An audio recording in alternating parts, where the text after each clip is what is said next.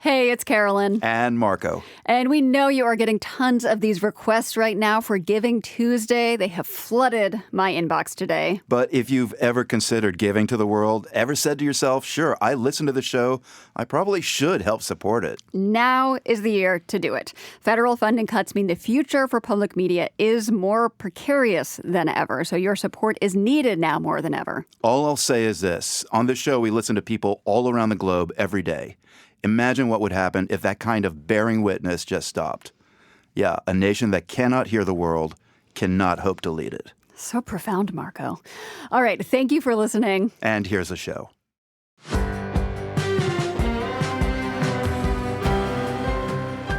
President Trump imposed steep tariffs on China. If that was supposed to hurt Chinese exports and manufacturing, it's not working. Basically, Chinese exports are flooding the world markets. I'm Marco Werman. Why China's trade surplus hit a record $1 trillion.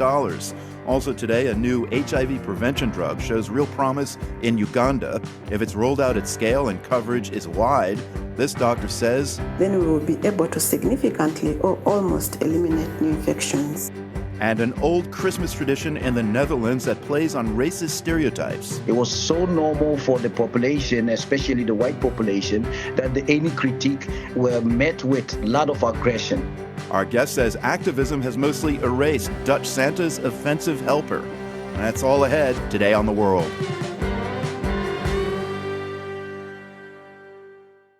This is The World. I'm Marco Werman. Carolyn Beeler is off today. Thank you for being with us. We begin the program in Iraq. The borders of the country today roughly correspond with those of ancient Mesopotamia, a cradle of human civilization and one of the birthplaces of systemized agriculture. Right now, though, Iraq is dealing with a serious drought. 2025 will likely be the country's driest year on record, going back to 1933. The lack of water has not just disrupted farming, but also displaced entire rural communities and driven up the price of food across the country. Scientists say climate change is a big factor here, but as we hear from reporter Duri Biskaran from Al-Duwaniya in central Iraq, there is more to the story.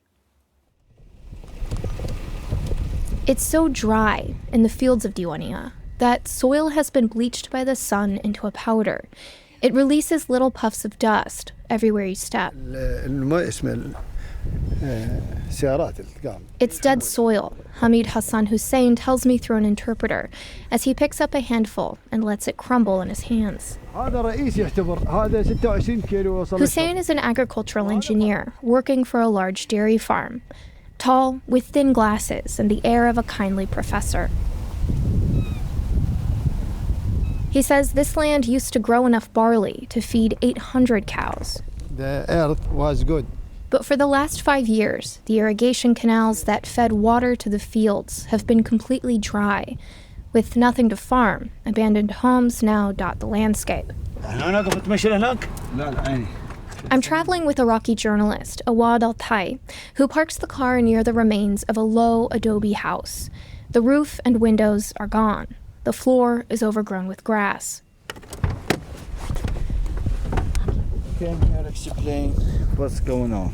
A 60-year-old man in a long gray robe flags us down. His name is Mashkur, and he tells us that this was his uncle's home. 11 people used to live here. This is the guest room. And two bedrooms. Like Mashkur, the family made a living working the fields that belonged to other people. But they had enough. They'd host guests, throw great dinner parties. I have a lot of memory here with my uncle. Eventually, even Mashkur's uncle couldn't afford to feed himself and his family. So they packed up and left, looking for jobs in the city of Diwaniyah. Mashkur stayed behind. He lives across the street from his uncle's home. But without water, he says, there's no work. They move. But for me, it looked like a dead, thirsty man waiting to drink. But there is no water, only drops. Diwaniyah is supposed to be Iraq's breadbasket. The region straddles multiple tributaries of the Euphrates River. And the farms here are known for growing vegetables, dates, and fragrant Anbar rice. But after 7 years of drought, there's little hope of relief.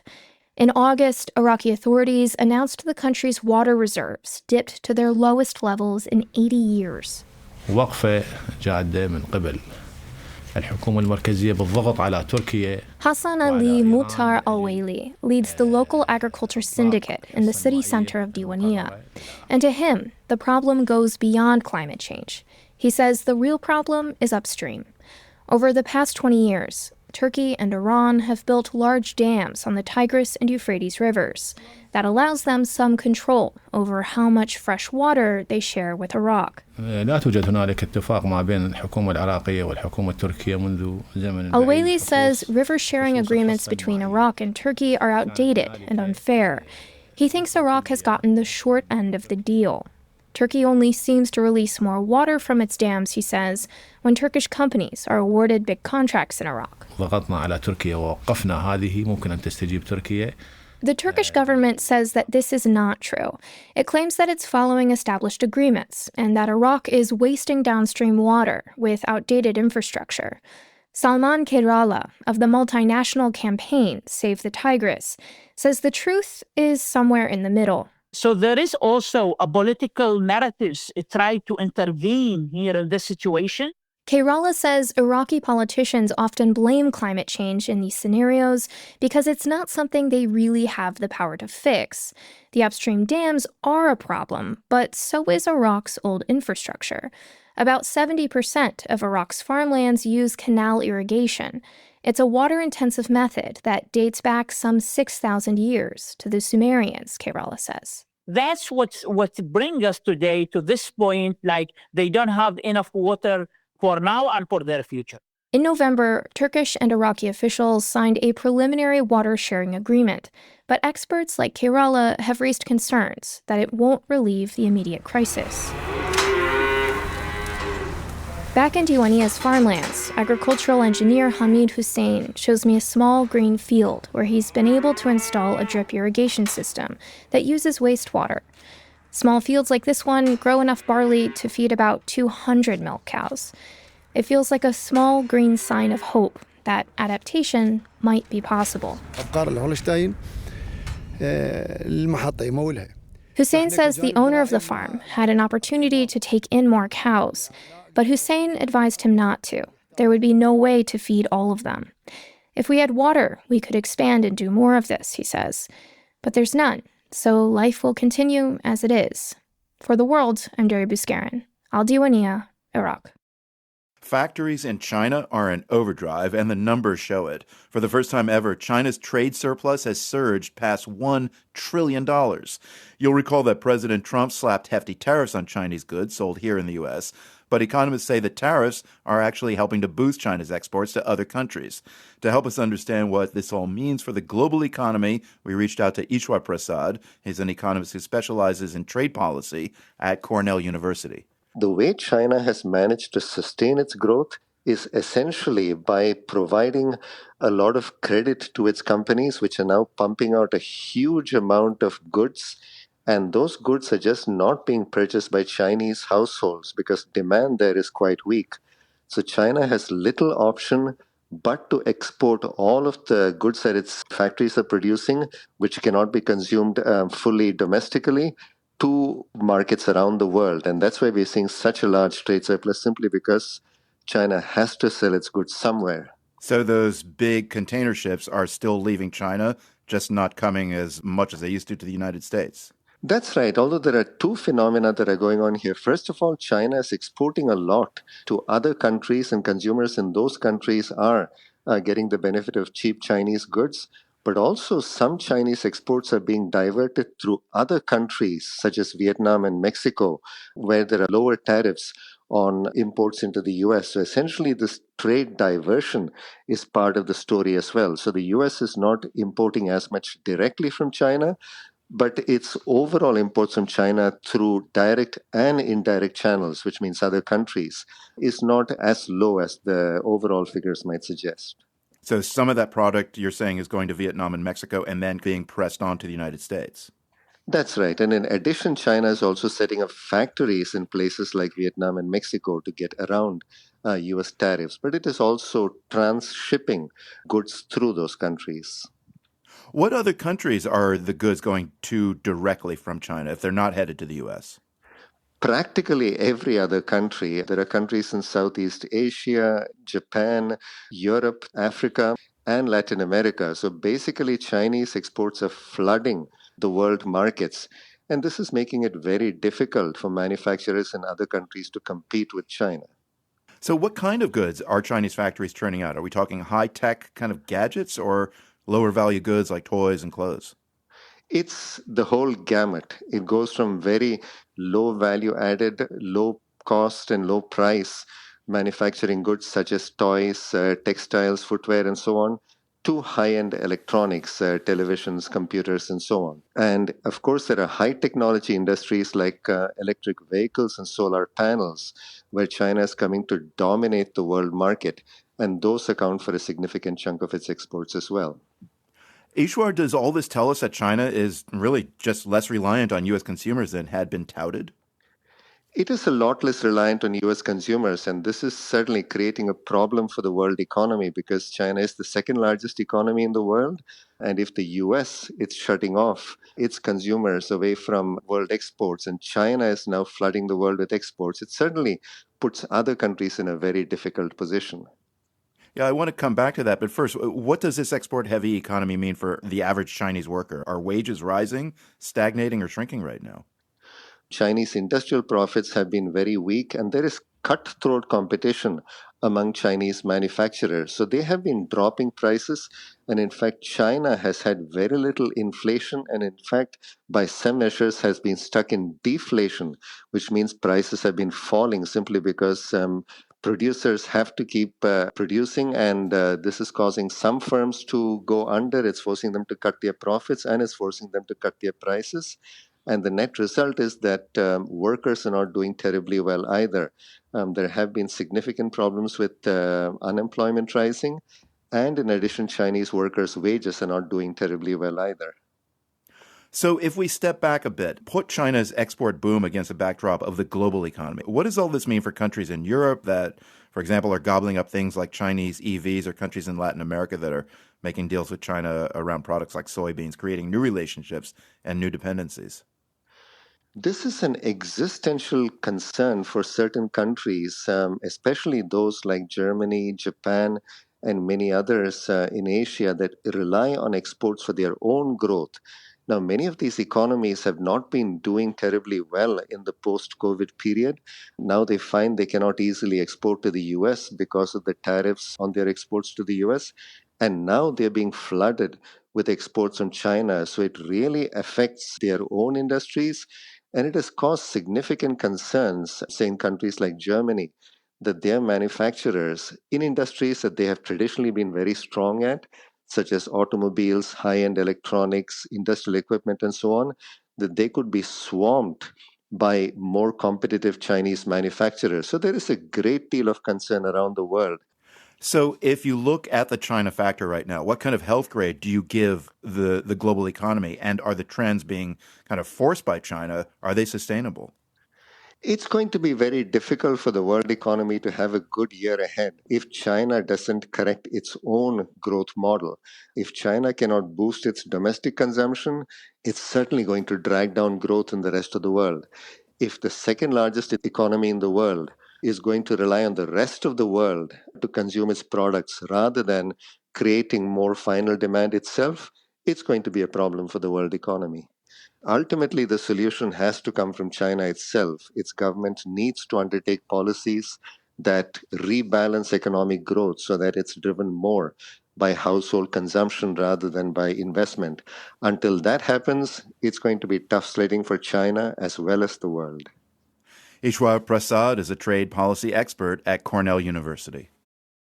Move over Vancouver. Buenos Aires may have snagged this honor from you, the largest ever gathering of golden retrievers. The main goal was to break the record, and I believe we're going to surpass it, organizer Fausto Duperi told the Associated Press. Yesterday was a hot summer day in the sprawling park in Argentina's capital, with golden retrievers and their owners playing on the lawn and showing off costumes. By the end of the event, Duperi claimed informal victory volunteers recorded 2,397 golden retrievers in attendance. That demolished Vancouver's effort last year with just under 1,700 of the floofy pups. Beyond the record, Dupere says, it was about creating a day we could share with our furry friends. Who's a good couple of thousand boys?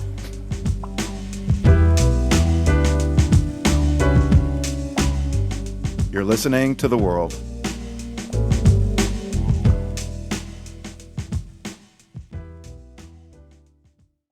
This is The World. I'm Marco Werman. For the longest time, Zwarte Piet was part of Christmas in the Netherlands. In the Dutch holiday tradition, the character, often in blackface, appears alongside Sinterklaas, the Dutch Santa Claus, at Christmas parades. Activist Jerry Ofrier led a campaign called Kick Out a Zwarte Piet. It raised awareness about this tradition, which is based on a racist caricature. White people in black faces, like hundreds of them, roaming the streets, and you cannot ignore it. It's everywhere. But not anymore. This year, Afria's anti-racism group, The Netherlands is Getting Better is the name, announced it would end its campaign because its goals have been achieved. Afriya joined us from Amsterdam, where he said there's a clear sign of the campaign's success. I'm now doing this interview for my hometown, Amsterdam. And in Amsterdam, it's hard to find Zwarte Piet. And when Zwarte Piet pop up, people would definitely make sure to let the person know that is not acceptable. And so are many parts of the country. But you have to remember, actually, until 10 years ago, there was hardly a change to be seen. It was still everywhere represented. And our movement started 15 years ago to get rid of Zwarte Piet, or at least what we would call to denormalize it. It was so normal for the population, especially the white population, that any critique were met with a lot of aggression. And what we have seen now is that 2/3 of the country have come to the conclusion after our movement that Zwarte Piet does no longer belong in this society. Yeah, so what strategies have you used to kick out Zwarte Piet, if we can call it that? Yeah, first of all, you have to understand we are a minority group, the black community in the Netherlands, and we have already a very vulnerable position. But our generation, we felt like, no, we are Dutch, we are from here. A white Dutch person is not better than us because he's white. So we were like, okay, if this is our home, then we want to make our home safe for us and for everyone around us. And that's why we decided to really go all the way and fight whatever fight that need to be fight. And therefore, we protested where they didn't want us to protest. I spoke with thousands of people across the country because a lot of people didn't know it was a racist tradition. So we kind of created awareness campaigns, lesson plans, different form of dialogues. As you said, Jerry, not everyone was on board with your campaign, not when it started, and over the years you faced pushback, which slowly disappeared. What kinds of reactions did you experience, though, over the years? Let me say it this way. So when we were talking, almost nearly every white person have been in blackface at one point in their life. So everyone felt attacked by our campaign, saying Zwarte Piet is racism. So at the end of the day was for us to go through all these horrible attacks. We've been attacked, beaten down, threatened. You know, my children were threatened and everything. I received a lot of threats, all kinds of things. And on top of that, our government makes this annual report about terrorism and extremism in the country. And they put Kick Out Zwarte Piet in it. And it led to a lot of attacks from all sides. You know, I had to walk around with bulletproof vests and all these things to protect myself. And I had to go to protest with bulletproof vests. I mean, you're referring to the Dutch Counterterrorism Agency saying in 2017 that your group was not violent but could become violent. And then that assessment was changed by that agency. They said it was a misunderstanding. What actually happened there? We pushed back. So what happened is we were attacked because a lot of people were using it as excuse because it is called a national terrorism report. So people felt like if you're in it, then you must be a terrorist. And it was convenient for those who were against our goal to make sure that the children's celebration is celebration for all children. So what happened is that we were placing it and we pushed back. We had our lawyers, we had everything in place to fight back because we knew it was fraudulent. And what happened is that they changed it because of pressure from us. They didn't want to take it to court because they knew they would lose.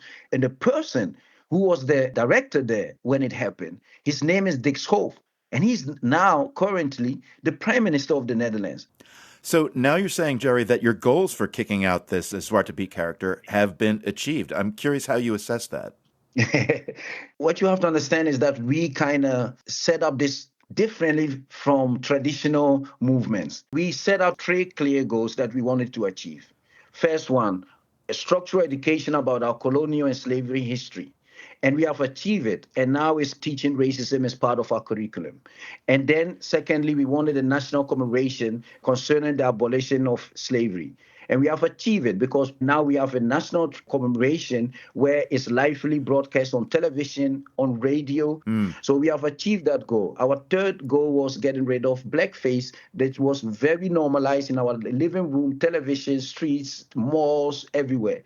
And what we did is that we have denormalized it. 2/3 of the country structurally have said they never intended to participate in a racist tradition. But if that is how it's perceived by the black population, then they are willing to let it go. And so we have seen major changes. There are children who are growing up right now who have never seen blackface being part of the tradition because it's no longer shown on television. You have a group of people and small parades that are still holding on to this racist tradition. But I feel like they are not our target group. Our target group was those people who, when they know better, will do better. Jerry, the polls you're referring to say that there's still a third of the country that feels Sara Pete's blackface is okay. I was reading about a one-woman reveler currently who did not use blackface, but more like soot and glitter, a change, but a really nuanced change, hanging on to clear aspects of the character that were offensive. How do you feel about that? You know, of course, I wish that we would not organize children's celebration at the expense of other group of people. And to be honest, if there were white children being discriminated at this large, I will fight the same fight. Because for me, I'm a parent myself with 2 children, but I'm not doing this because I have children. I'm doing this because this is unhealthy for any children, not only for black children, but for white children as well, to grow up and to have a tradition where the white people are placed on a white horse and portrayed as the civilized one. And you have all these white people in black faces as servants. It's unhealthy for any society. Do you feel like soot on someone's face is still holding on to the tradition? Yeah, I think that, they came with this excuse that because he went through the chimney, he came about in blackface. And we said, okay, when you go through the chimney, then make it look more like it and not look like white people in blackface. So I think that for me is to make sure that our children and future children are not being pointed at in the streets by little children who are confused and don't know who is Sara Pete and who is a Black Dutch person. And I think we have achieved that because a lot of the changes I've seen, even the one with soot on their faces, is still children are really looking through it like, oh, the helper, Pete could be anyone. And that's what we wanted. So, Jerry, the name of your group is The Netherlands is Getting Better. Do you think things have gotten better as a result of your campaign? Definitely. 15 years ago, we can take 2010 and 2025. 2010, everywhere in the Netherlands, during November and December, there were black faces roaming everywhere. Now it's hard to catch a black face. Hey, like blackface, is really not done. We are not there yet. But I don't have to stick around till we get to the final point. And I think we have come to this point that any normal person will disapprove blackface. Yeah, so if in the future, Jerry, you see the old iteration of Zwarte Piet and blackface out in the street, how will you react? Are you going to intervene? I think it will be the same as how the U.S. is reacting when blackface pop up during Halloween. I think that people will take into their own hands and say something about it. Why call me? If you see somewhere there's blackface, you can also say something about it. Jerry Afriyie is an anti-racism activist based in Amsterdam.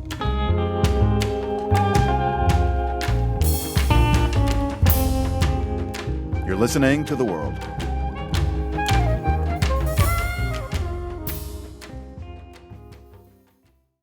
This is The World. I'm Marco Werman. President Trump wasted no time shutting the door on asylum seekers here in the United States. On his first day in office, he started blocking pathways to legal residency and citizenship. Many migrants who once hoped to cross into the U.S. through the southern border are now looking to settle in Mexico as an option for the future, but they're running into a system that's already overburdened. Experts say cuts to foreign aid by the Trump administration have made things even more complicated in Mexico for asylum seekers. Nina Kravinsky with the Fronteras Desk reports from the border between Mexico and Arizona in part 2 of our series, Chasing Asylum. Diego never wanted to leave Ecuador. He misses everything about it. Todo. La comida, el clima. The food, the weather, the parks, life with his dog, he says. The 61-year-old civil engineer was comfortable until 2024 when he started getting texts, threatening ones, from an unknown number. Entonces yo pensé al principio que era una broma. I thought it was a joke at first, he says, from a migrant shelter thousands of miles away in Nogales, Sonora. But then, he says, armed assailants showed up at his home and attacked him, demanding $15,000 in exchange for his life. We're only using his first name because of fears for his safety. So Diego fled his country, sending his 5-year-old lab mix Blackie along first by plane. Now, the dog is in Arizona with Diego's sister, but Diego is stuck. He arrived in Nogales, Sonora just before January 20th, when the Trump administration shut the door to asylum seekers like him. Estoy aquí atrapado. I'm trapped here, Diego says, which is why he's now trying to seek asylum in Mexico rather than the U.S., at least for now. He's one of thousands of asylum seekers whose options are dwindling in the months since Trump took office. Many people who had traveled or were traveling to the Mexico-U.S. border before January 20th turned back. But Diego is one of the many others who have deemed that option too dangerous and are now turning to Mexico's asylum system for help. That isn't easy. Rachel Schmidtke is with the advocacy group Refugees International. I think the challenge right now that most people are running up against is that the wait times are extremely long. That leaves people like Diego without legal protection as the months stretch on without a decision about whether or not Mexico will give them refugee status, a process that by Mexican law is generally meant to last around 45 business days. Experts say that Mexico's asylum system was already overburdened before the U.S. halted asylum appointments at the border. Andres Ramirez is the former head of COMAR, the Mexican government agency that handles refugee claims. We were always struggling for us to get more budget. To no avail. He was the head of that agency when asylum claims in Mexico skyrocketed around 2023. While asylum claims in Mexico aren't expected to reach those highs this year, numbers will likely mirror last year, despite the far lower number of migrants entering Mexico. But the asylum system is now working with an even smaller budget after the Trump administration's foreign aid cuts. Those cuts included slashing funding for the United Nations High Commissioner for Refugees, a UN agency that provided a large chunk of COMAR's funding, half by some estimates. In an email to KJZZ, a UNHCR Mexico spokesperson said it had to cut its funds to COMAR by 30% in the second half of this year.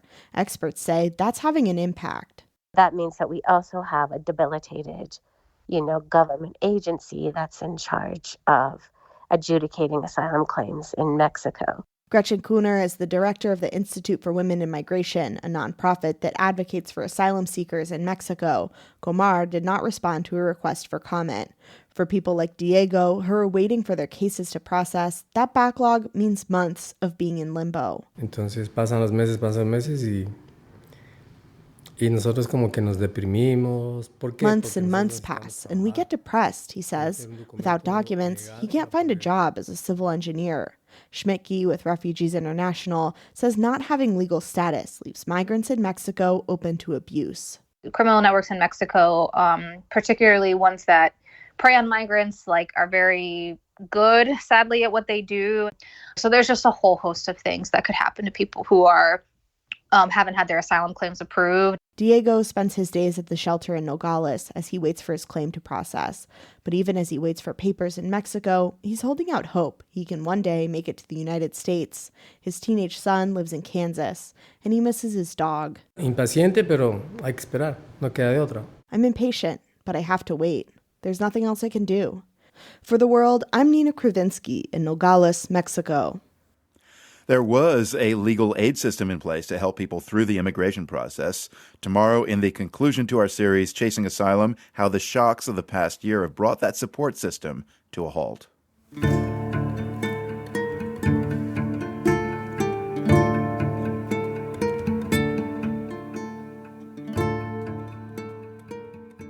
The World Health Organization calls it a transformative step forward in protecting people at risk of HIV.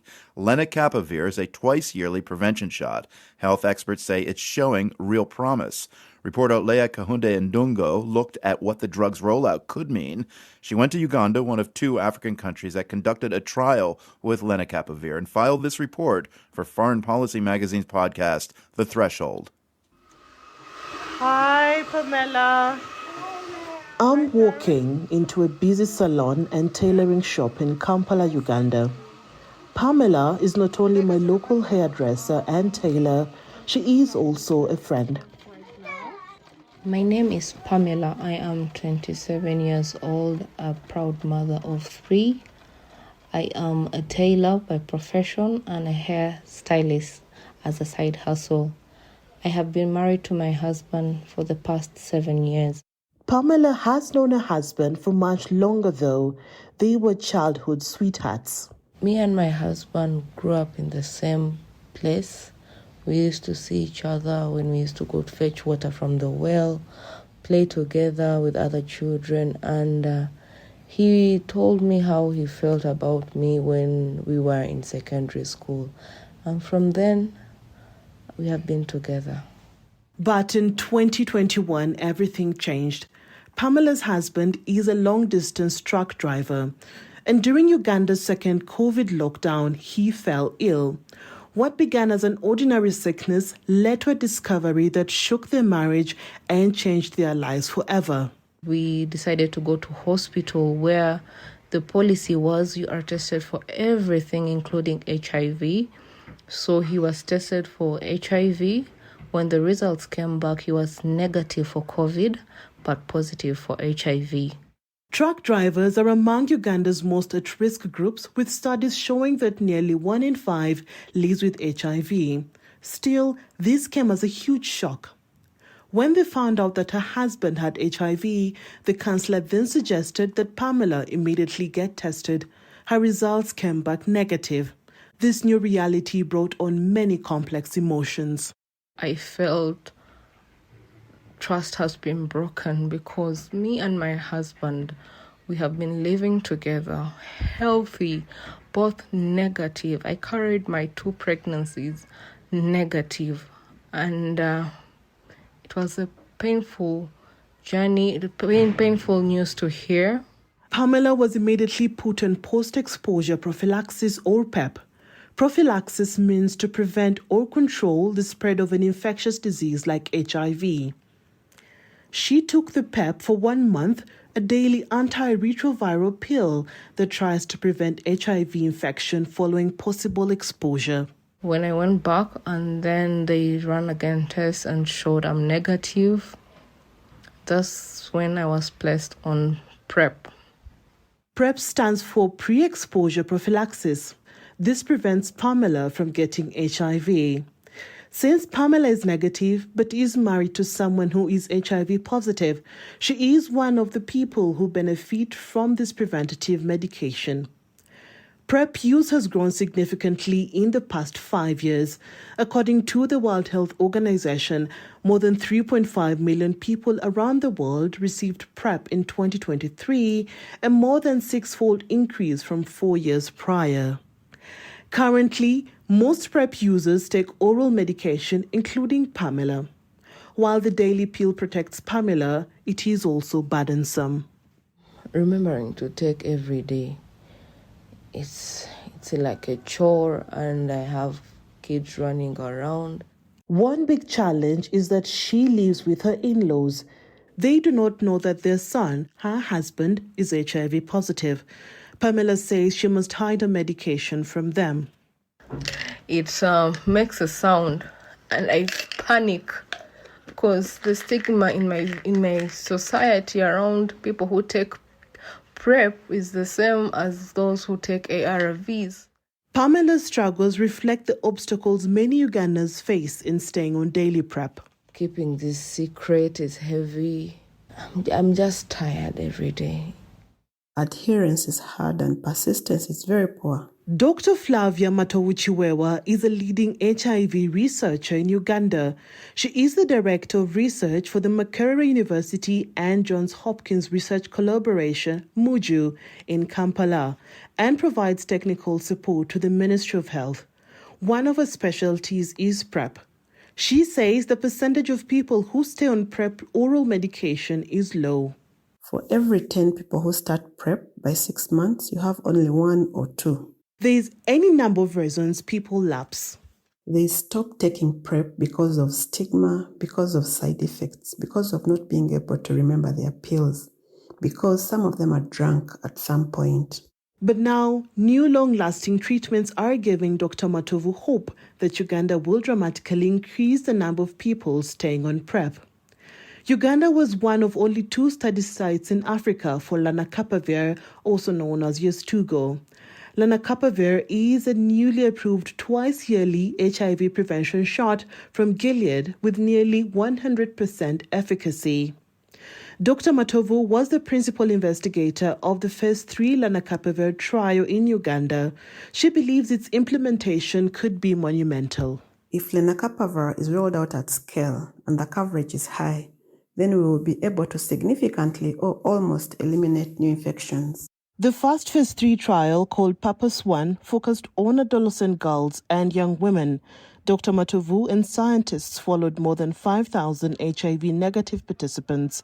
The study was randomized and double-blind. The results were astounding. No one who received lenacapavir got HIV, whereas there were 55 infections in the oral PrEP group. It was then replicated for cisgender men and transgender people, with only 2 participants in the lenacapavir group contracting HIV. Lenacapavir is highly efficacious for preventing HIV in the most broad and diverse group of populations ever studied in HIV prevention trials. So globally, there are a few explanations for these results. For many, it's easier getting injected twice a year than remembering to take a pill daily. But also, lenacapavir appears to be more effective as it is designed to stop HIV at multiple stages of its life cycle. Oral PrEP, on the other hand, focuses on a targeted enzyme which prevents the virus from multiplying. After our interview, I reached out to Dr. Flavia Matovu again to talk more about what the Purpose 1 results meant to her. She recalled the moment she first saw them, and she could barely hide her excitement. The feeling was indescribable. It was a profound mix of excitement and solemn relief. As a doctor, it was an affirmation of what we hoped was possible. And as a Ugandan woman, it was a moment of deep emotional connection to the thousands of young women we are working to protect. For Uganda, the stakes are high.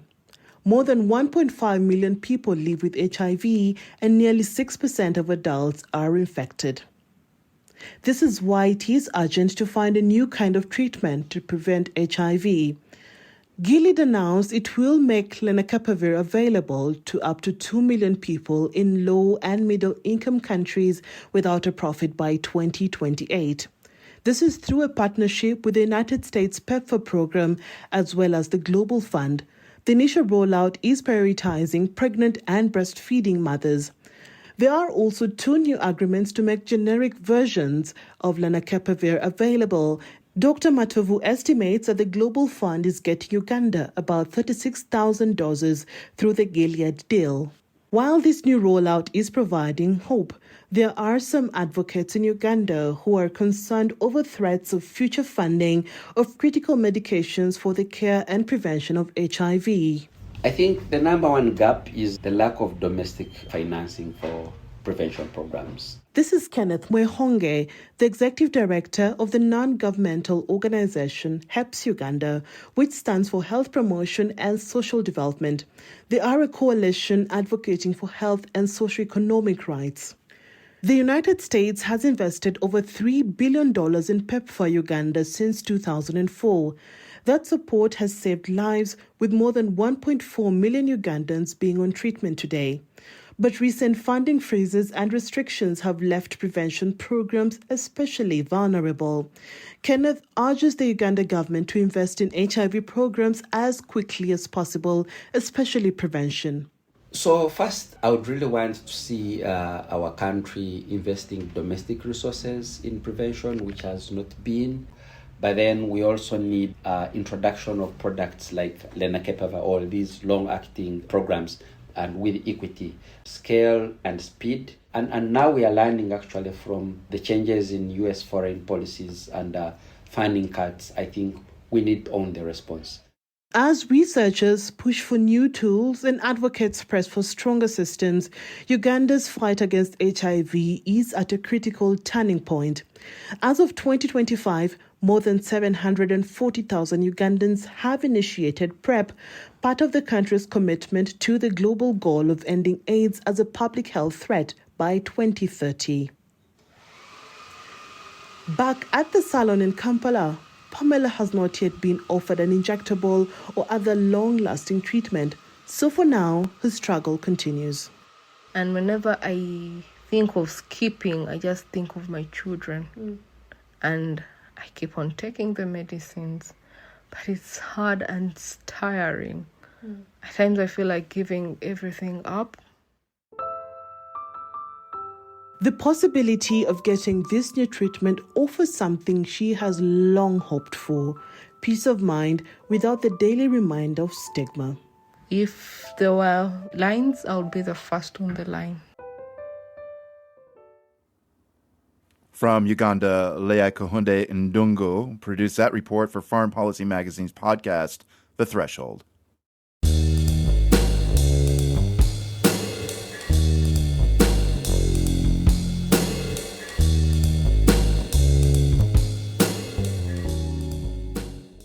He's no longer in prison, but the former president of Honduras is still a wanted man. Last week, Juan Orlando Hernandez was pardoned by President Trump. Hernandez was serving a 45-year sentence for cocaine trafficking, but he walked out of a U.S. federal prison a free man. Now the attorney general in Honduras has ordered authorities there to arrest the ex-president because back home Hernandez is facing fraud and money laundering allegations. His lawyer says the charges are completely baseless.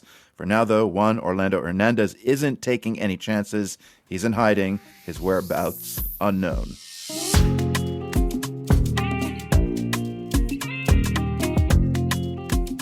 The World is produced by GBH and PRX, broadcasting weekdays from the Nan and Bill Harris studio in Boston and from the Department of Communication at UC San Diego. I'm Marco Werman. Thank you for listening. We're back with you tomorrow. The World is supported by the Carnegie Corporation of New York, working to reduce political polarization through philanthropic support for education, democracy, and peace. More information at carnegie.org. By the John D. and Catherine T. MacArthur Foundation. Committed to building a more just, verdant, and peaceful world. macfound.org. And by FJC, a foundation of philanthropic funds serving the nonprofit sector with donor-advised funds, fiscal sponsorship, bridge lending, and more. FJC.org. The World's theme music is composed by Ned Porter. The World is a co-production of GBH Boston and PRX. More information at theworld.org.